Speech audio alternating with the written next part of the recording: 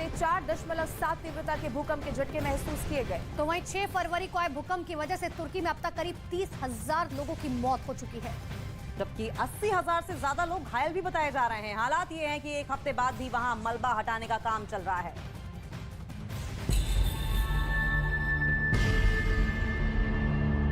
तुर्की में 6 फरवरी को आए विनाशकारी भूकंप ने वहां भीषण तबाही मचाई। शहर के शहर तबाह हो गए, बड़ी बड़ी इमारतें जमींदोज हो गई। तुर्की में भूकंप के बाद चारों तरफ मलबा जमा हो गया।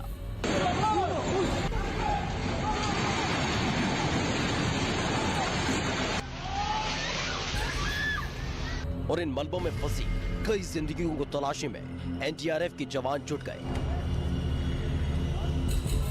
इस त्रासदी की वजह से तुर्की में अब तक करीब 30,000 लोगों की मौत हो चुकी है, जबकि 80,000 से ज्यादा लोग घायल हो गए।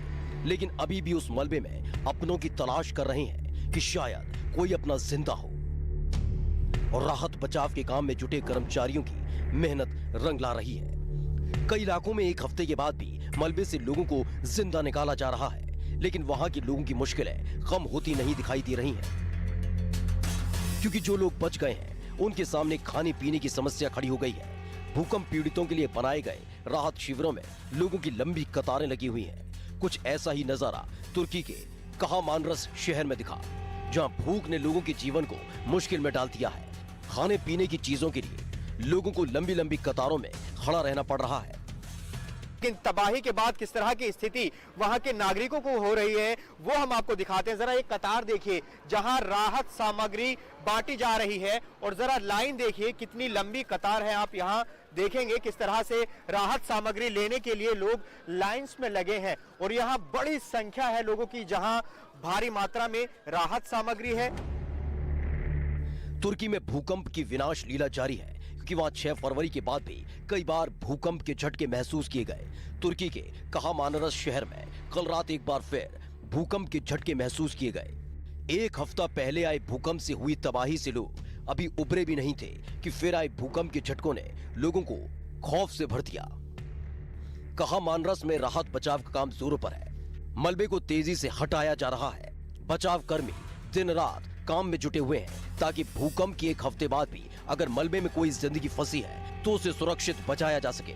न्यूज़ 18 इंडिया की टीम इस वक्त कहरामानमारस में पहुंची है, जो कि भूकंप का केंद्र है, और किस तरह से यहां पर तबाही हुई है वो तस्वीर हम आपको दिखाते हैं, और साथ ही आपको रेस्क्यू ऑपरेशन की भी तस्वीरें दिखाएंगे। आप देखिए मेरे पीछे किस तरह से यहाँ आप जो मलबा है वो देख सकते हैं, और साथ ही मैं आपको एक तस्वीर और दिखाना चाहता हूँ कि जो रेस्क्यू ऑपरेशन है, जो लोकल अथॉरिटीज़ हैं, जो डिज़ास्टर मैनेजमेंट की जो लोकल टीम है वो यहाँ पर पहुँची है। शायद तुर्की का कहामानरसी 6 फरवरी को आए भूकंप का केंद्र था, और सबसे ज्यादा तबाही इसी शहर में हुई थी। और यही वजह है कि वहां महाप्रलय के बाद वहां रेस्क्यू अभियान जारी है।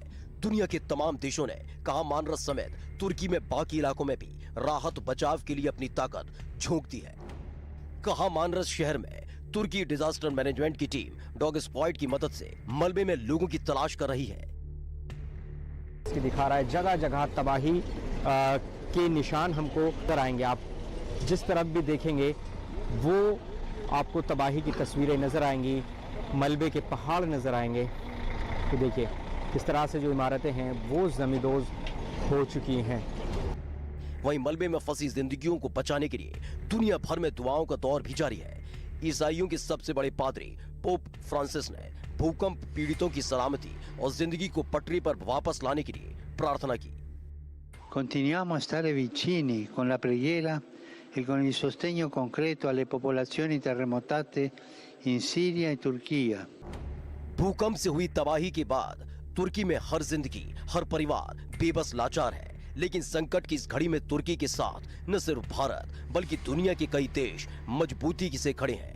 भारत की तरफ से लगातार चारों ओर मलबे से घिरे और त्रासदी का सामना कर रहे तुर्की को ऑपरेशन दोस्त के जरिए लगातार मदद भेजी जा रही है।